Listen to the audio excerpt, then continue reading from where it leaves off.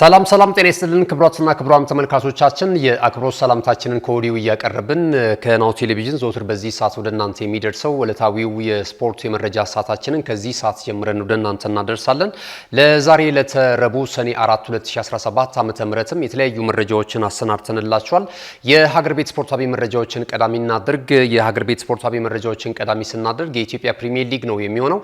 የኢትዮጵያ ፕሪሚየር ሊግ የ2017 ዓ.ም የውድድር ዘመን ሻምፒዮናው ክለብ ታውቋል። ኢትዮጵያ መድን የውድድር ዓመቱ የሊጉ አሸናፊ መሆኑን ካረጋገጠ በኋላ ትላንትና የ34ኛ ሳምንት መርሃ ግብሩን ከመቻል ጋር እንደዚሁ ማከናወን ችሏል።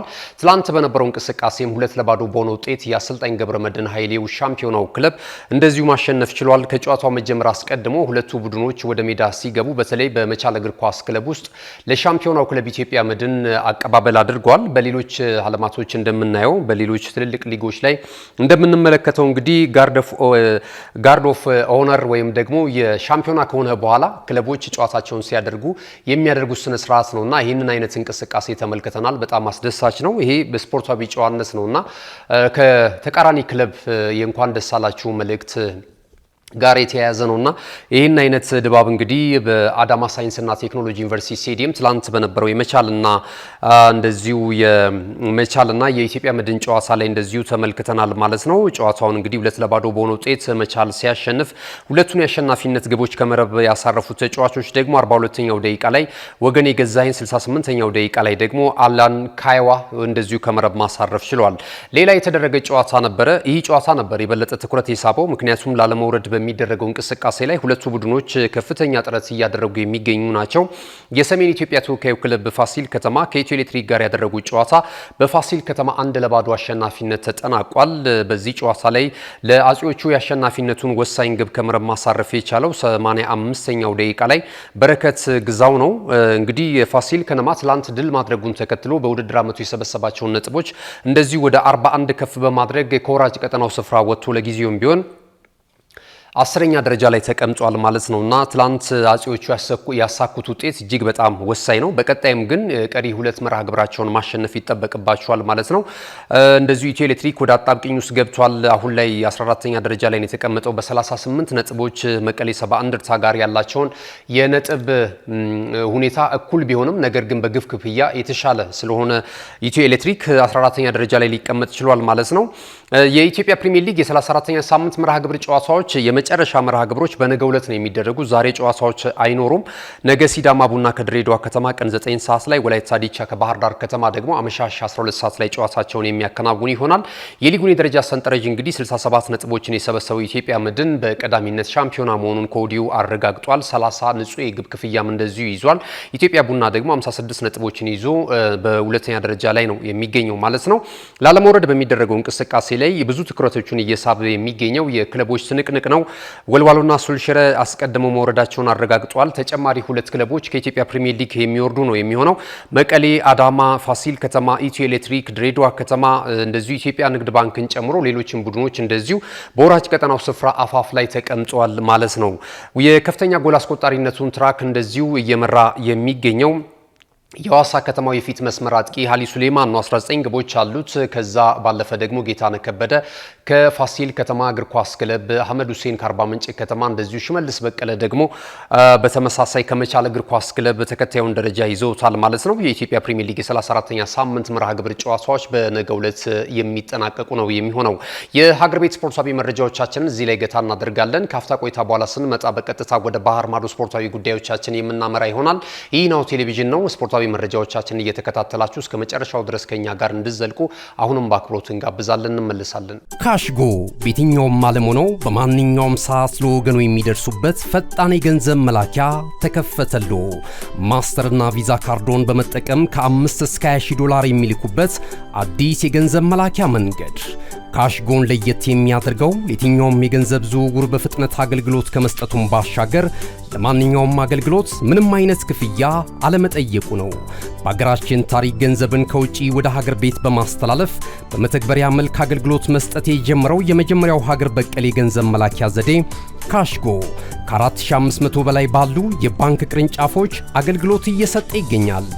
ገንዘቦን በሰኮንዶች ልዩነት ውስጥ ይፈልጉ በአካውንቶ ወይንም በእጆ ቆጥረው የሚወስዱበት ልዩ ዘዴ በቅርቡ ሁሉንም ኢትዮጵያዊ ባለቤት ለማድረግ ጉዞ የጀመረው ካሽጎ ዛሬውኑ መተግበሪያውን በስልኮ ላይ በመጫን የአገልግሎቱ ተጠቃሚ ሆኑ። ፍጥነት መለያችን፣ ኢትዮጵያን መክፈቻችን፣ ካሽጎ ነው መላኪያችን። ካሽጎ የአዲሱ ትውልድ ብራንድ። ተመልሰናል። ክቡራትና ክቡራን ተመልካቾቻችን ቀደም ሲል የሀገር ቤት ስፖርታዊ መረጃዎችን ወደ እናንተ አደረሰን። ከዚህ ሰዓት ጀምረን ደግሞ ከባህር ማዶ የወሬ ምንጮች የተሰናዱ ስፖርታዊ መረጃዎችን ወደ እናንተ እናደርሳለን። እንግዲህ ትላንትና የወዳጅነት ጨዋታዎች ተደርገዋል። የአውሮፓ ሀገራት ከአፍሪካ ሀገራቶች ጋር ያደረጓቸው ጨዋታዎች ነበሩ። እንደዚሁ የደቡብ አሜሪካ ሀገራቶችም እንደዚሁ ጨዋታቸውን አድርገዋል። እስኪ የወዳጅነት ጨዋታዎችን እናስቀድም። ትላንትና አንድ በጣም አስገራሚ ውጤት ተመዝግቧል። የእንግሊዝ ብሔራዊ ቡድን ከአፍሪካዊቷ ሀገር ሴኔጋል ጋር ያደረገችውን ጨዋታ 3-1 በሆነ ውጤት በሴኔጋል ብሔራዊ ቡድን አሸናፊነት ተጠናቋል። ለመጀመሪያ ጊዜ የእንግሊዝ ብሔራዊ ቡድን በአፍሪካ ብሔራዊ ቡድን ሲሸነፍ ቀዳሚው ውጤት ሆኖም ተመዝግቧል። የሴኔጋል ብሔራዊ ቡድን ይህንን ታላቅ ታሪክ መጻፍ ችሏል። ትላንት በነበረው እንቅስቃሴ ላይ በእርግጥ አስቀድሞ እንግዲህ ሶስቱ አናብስቶች ሃሪኬን ባስቆጠራት ግብ 1-0 በሆነ ውጤት ይመሩ ነበረ።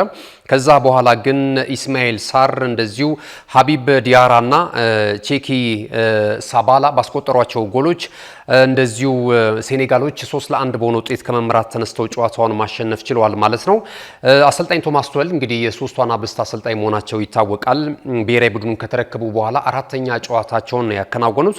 እንግዲህ ትላንትና የመጀመሪያ ሽንፈታቸውን አስተናግደዋል። በቀጣይ በዓለም ዋንጫና እንደዚሁ ሌሎች የሀገራት ጨዋታዎች ላይ በሚደረጉት እንቅስቃሴ የተሻለ ውጤት ያመጣሉ ተብሎ ይገመታል። ምክንያቱም ከዚህ ቀደም የነበሩት አሰልጣኝ ጋሪ ሳውዝጌት የእንግሊዝ ብሔራዊ ቡድንን የተሻለ ውጤት ሲያስመለክቱን ነበር። ለዋንጫ የቀረበ እንቅስቃሴ አድርገዋል። በአውሮፓ እንግዲህ በተከታታይ ዓመት ለፍጻሜ ማቅረባቸው የሚታወስ ነው እንደምናስታውሰው ማለት ነው። በስፔንና በጣሊያን ተሸንፈው ዋንጫውንም እንዳጡት ማስታወስ እንችላለን። አሁን ላይ እንግዲህ አሰልጣኝ ቶማስ ቱኸል ደግሞ የተሻለ ውጤት ይጠበቅባቸዋል ከእንግሊዝ ብሔራዊ ቡድን ማለት ነው። ትላንት ግን በአፍሪካዊቷ ሀገር የሴኔጋል ብሔራዊ ቡድን 3-1 በሆነ ውጤት ተሸንፏል ማለት ነው። ከዚህ ቀደም ተሸንፈው አያውቁም በአፍሪካ ሀገራቶች ማለት ነው። የመጀመሪያው ታሪክ ሆኖም እንደዚሁ ተመዝግቧል። በግራውንድ ሲቲ ስቴዲየም በተደረገው በዚህ ጨዋታ ላይ እንግዲህ ፈረንሳዊቷ ዳኛ በመሃል ዳኝነት ዳኝቷል። እንስት መሆናቸው ደግሞ ለየት ያደርገዋል ጨዋታን። ስቴፋኒ ፍራፓርት ናቸው ይህንን ጨዋታ በመሃል ዳኝነት የዳኙት። በኖቲንግሃም ፎረስት ስቴዲየም ግራውንድ ሲቲ ስቴዲየም ላይ የተደረገውን ጨዋታ የሴኔጋል ብሔራዊ ቡድን 3-1 በሆነ ውጤት ማሸነፍ ችሏል። ሌሎችም የወዳጅነት ጨዋታዎች ተደርጓል። ካናዳ ከሌላኛዋ የአፍሪካዊቷ ሀገር አይቬሪ ኮስት ጋር ያደረጉት ጨዋታ ግብ ሳይቆጠርበት 0-0 በሆናቸው ውጤት ተጠናቋል። እንደዚሁ ሜክሲኮ ቱርክን አስተናግዳ 1-0 በሆነ ውጤት ማሸነፍ ችላለች። ፔኔዳ ነው ብቸኛውን የሜክሲኮ የአሸናፊነት ግብ ከመረብ ያሳረፈው። ስዊዘርላንድ ከዩኤስኤ ያደረጉት ጨዋታ በስዊዘርላንድ 4-0 አሸናፊነት ተጠናቋል። እንግዲህ በቀጣይ የ2026ቱን የዓለም እግር ኳስ ዋንጫ የውድድር መድረክ በጣምራ ከሚያሰናዱ 3 ሀገራቶች መካከል አሜሪካ አንደኛዋ መሆኑ ይታወቃልና ስዊዘርላንድ እንግዲህ ይህንን ቡድን 4-0 በሆነ ውጤት ነው ማሸነፍ የቻለችው።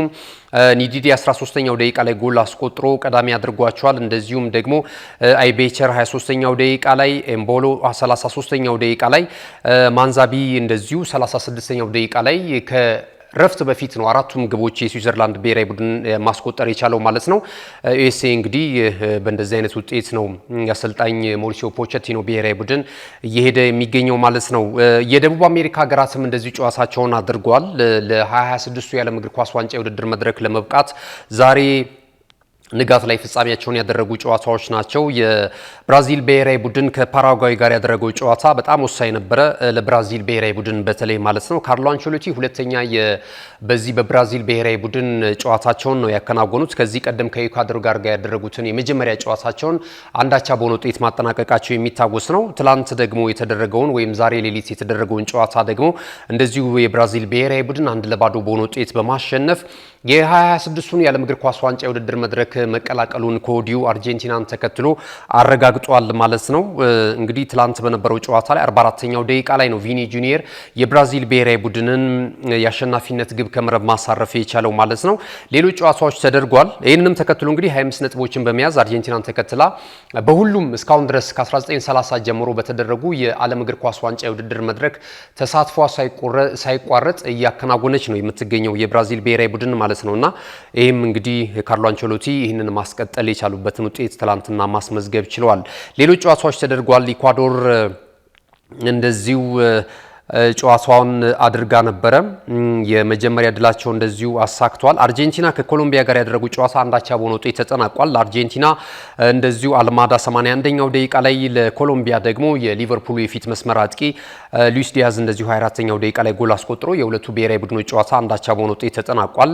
ዩራጋይ ከቬንዙዌላ ያደረጉት ጨዋታ በዩራጋይ 2-0 አሸናፊነት ፍጻሜውን አግኝቷል ማለት ነው። የሀገራት ጨዋታ ሂደቶች ይህንን ይመስላሉ። እንግዲህ ትላንት በነበረው እንቅስቃሴ ላይ ይህን ነው የተመለከትነው። ወደ አጫጭር ስፖርታዊ መረጃዎቻችን እንለፍ። የእንግሊዙን ክለብ ሻምፒዮናውን የፕሪሚየር ሊጉን ሻምፒዮናውን ክለብ ሊቨርፑልን ነው ቀዳሚ የምናደርገው። ፍሎሪያን ዊርትዝን እንግዲህ ለማስፈረም ከጫፍ ስለመድረሳቸው ተነግሯል። ከስምምነት ላይ ደርሷል። ሁለቱ የተጫዋቹ ባለንብረት ክለብ ባየር ሊቨርኩሰን እና እንደዚሁ ፈላጊው ሊቨርፑል ማለት ነው። ለተጫዋቹ ሽያጭ ወይም ዝውውር 127 ሚሊዮን ፓውንድ ቀዮቹ እንደሚከፍሉ ተረጋግጧል። ይህም ደግሞ በእንግሊዝ ፕሪሚየር ሊግ ታሪክ ከሌላ ሊግ ሲመጣ የመጀመሪያው ውዱ ተጫዋች ያደርገዋል ማለት ነው። በዚህ ገንዘብ በዚህ ሪከርድ በሆነ ዋጋ እንግዲህ እስካሁን ድረስ ዝውውር የፈጸመ ተጫዋች የለም እና በእንግሊዝ የመጀመሪያው ያደርገዋል ከጀርመን ወደ እንግሊዝ በመምጣት ማለት ነውና ይህን የ22 ዓመት ተጫዋች እንግዲህ የመርሲሳይዱ ክለብ ሊቨርፑል የግሉ ስለማድረጉ እየተገለጸ ነው የሚገኘው። በተመሳሳይ እንግዲህ ሌላም ተጫዋች ለማስፈረም ጥረት በማድረግ ላይ ነው የሚገኙት ሊቨርፑሎች። ሜሎስ ኬርኬዝን ከበርንማውዝ ለማስፈረም እንደዚሁ ንግግር ስለመጀመራቸው እየተገለጸ ይገኛል። ሻምፒዮናው ክለብ በቀጣይ ዓመትም የተጠናከረ ቡድን ይዞ ሊመጣ እንደሚችል እየተገለጸ ነው የሚገኘው። አርነ ስሎት እንግዲህ ባሳለፍነው ዓመት ምንም ተጫዋች ሳያስፈርሙ ቼዛን ብቻ ነበር ያመጡት። እሱም ያን ያህል የተጠቀሙበት ተጫዋች አልነበረም፣ ጉዳትም ነበረበት። እንዲሁም ደግሞ ከአቅም ጋር በተያያዘም እንደዚሁ ለሌሎች ተጫዋቾች እድል ሲሰጡ የነበረበትን አጋጣሚ ማስተዋስ እንችላለን። አሁን ላይ ግን እነዚህን እንደነ ፍሎሪያን ዊርትዝን የመሳሰሉ ተጫዋቾች አሁን ደግሞ ሊያስፈርሙት ከጫፍ የደረሰው ሜሎስ ኬርኬዝን የመሳሰሉ ተጫዋቾችን ካመጡ ደግሞ የአሰልጣኝ አርነ ስሎት ቡድን የበለጠ ጠንካራ ሊሆን እንደሚችል እየተገመተ ነው የሚገኘው ማለት ነው።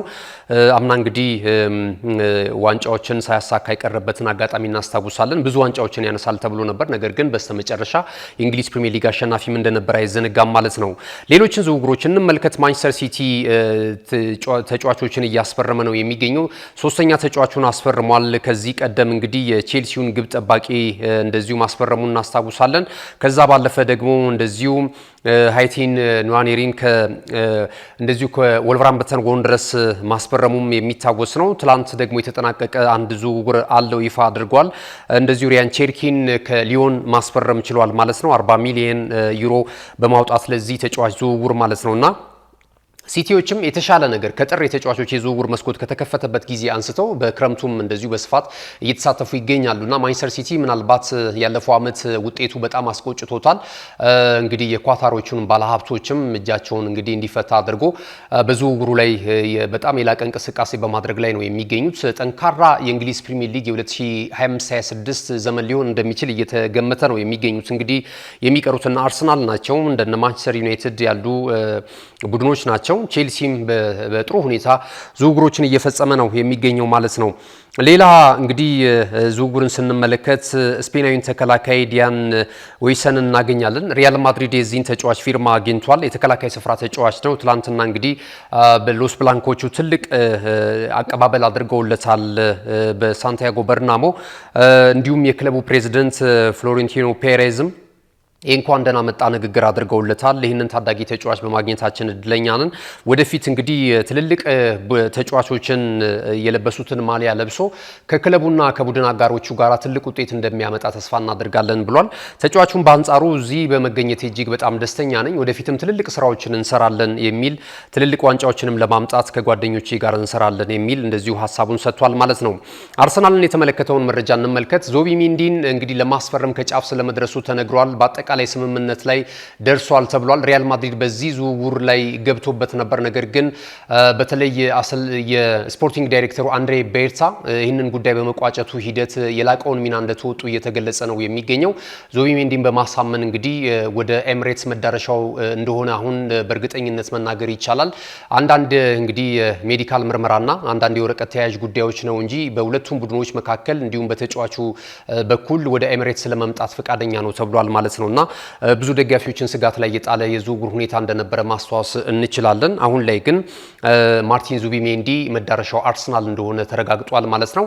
ከዛ በተጨማሪ እንደዚሁ ሌሮይ ሳኔን ባየር ሙኒክ ለማስፈረም ይህንን ጀርመናዊ ተጫዋች እንደዚሁ ንግግር ስለመጀመራቸው እየተገለጸ ይገኛል። በእርግጥ በጥር የተጫዋቾች የዝውውር መስኮት ይህ ተጫዋች የሰሜን ለንደኑን ክለብ አርሰናልን ይቀላቀላል ተብሎ ሲነገር ነበረ። አሁን ባየር ሙኒክን እንደሚለቅ ነግሯቸዋል ተብሏል። መዳረሻው ደግሞ እንግዲህ ወደ እንግሊዝ ፕሪሚየር ሊግ ዳግም ከዚህ ቀደም በማንቸስተር ሲቲ እናቀው ነበር። ይሄ ድንቅ ተጫዋች ነው። አርሰናል አሁን ለማስፈረም ንግግር ጀምሯል። አንዳንድ ጉዳዮች እንደውም ስለመጠናቀቃቸው የተለያዩ ወሬ ምንጮች እየገለጹ የሚገኙት ማለት ነው። ኪንግስሊ ኮማንም በአማራጭ የተያዘ ተጫዋች ነው በአርሰናል በኩል ማለት ነው። እነዚህ ሁለት ተጫዋቾች እንግዲህ ምናልባት መዳረሻቸው አርሰናል ሊሆን እንደሚችል የተለያዩ መረጃዎች እየጠቆሙ ነው የሚገኙት ማለት ነው። ክቡራትና ክቡራን ተመልካቾቻችን ስለተከታተላችሁን እጅግ በጣም እናመሰግናለን። ናሁ ቴሌቪዥን የዕለተ ረቡዕ ሰኔ 4 2017 ዓ.ም ከሀገር ቤትም ከባህር ማዶም የተሰናዱ ስፖርታዊ መረጃዎቻችን ይህንን ይመስሉ ነበረ። ተወዳጅ ናሁ ቴሌቪዥን ፕሮግራሞችን ለማግኘት በዲኤስቲቪ 481 ላይ ታገኙናላችሁ። ከዛ በተጨማሪ ደግሞ በተለያዩ ማህበራዊ ሚዲያዎች በስፋት እየመጣን እንገኛለን። ዩቲዩብ ቻናላችን ከ371,000 በላይ ተከታዮች አሉት። ይህንን ዩቲዩብ ቻናል ላይክ፣ ሼር፣ ሰብስክራይብ በማድረግ የመዝናኛ ፕሮግራሞችን እንደዚሁ ዜናዎችንና ስፖርታዊ መረጃዎችን በቀጥታ ማግኘት ትችላላችሁ ማለት ነው። ስለተከታተላችሁ እናመሰግናለን። መረጃዎችን ወደ እናንተ በማድረስ ገዛ ሄንዱላ የካሜራ ባለሙያችን ሜሮን ሳቱ ከኛ ጋር ቆይታ አድርጋለች። መልካም ጊዜ ይሁንላችሁ። እነሆ የምስራች የ10 አየር መንገድ የበረራ ትኬት ለውድ ደንበኞቹ በተቀላጠፈና አስተማማኝ በሆነ መንገድ እያቀረበ ያለው። በዚህም በደንበኞቹ የተመሰገነው ጉዞጎ አሁን ደግሞ ተደራሽነቱን በማስፋት ተጨማሪ ባንኮችን በማካተት ለውድ ደንበኞቹ የበለጠ አስተማማኝ ለመሆን ችሏል። የጉዞጎን አፕሊኬሽን ከአፕ ስቶር ወይም ከፕላይ ስቶር በማውረድ የመነሻና የመድረሻ ከተማዎትን መርጠው ዋጋ አወዳድረው የሀገር ውስጥም ሆነ ዓለም አቀፍ በረራ ማድረግ ካሰቡ የበረራ ትኬቶን ክፍያ በአቅራቢያው በሚገኙ ባንኮች አንድም በአካል በመሄድ ወይም በኦንላይን የክፍያ አማራጮች ክፍያዎትን በመፈጸም የበረራ ትኬቶን በእጅ ያስገቡ። ከዚህም በተጨማሪ እንደ ሁሉ ጊዜው ወደ ጉዞጎ የጥሪ ማዕከላችን 7473 በመደወል ከሙሉ የበረራ መረጃ ጋር የ24 ሰዓት የትኬት አገልግሎት ማግኘት እንደሚችሉ ስናበስሮ በታላቅ ደስታ ነው። ለበረራዎ ጉዞጎ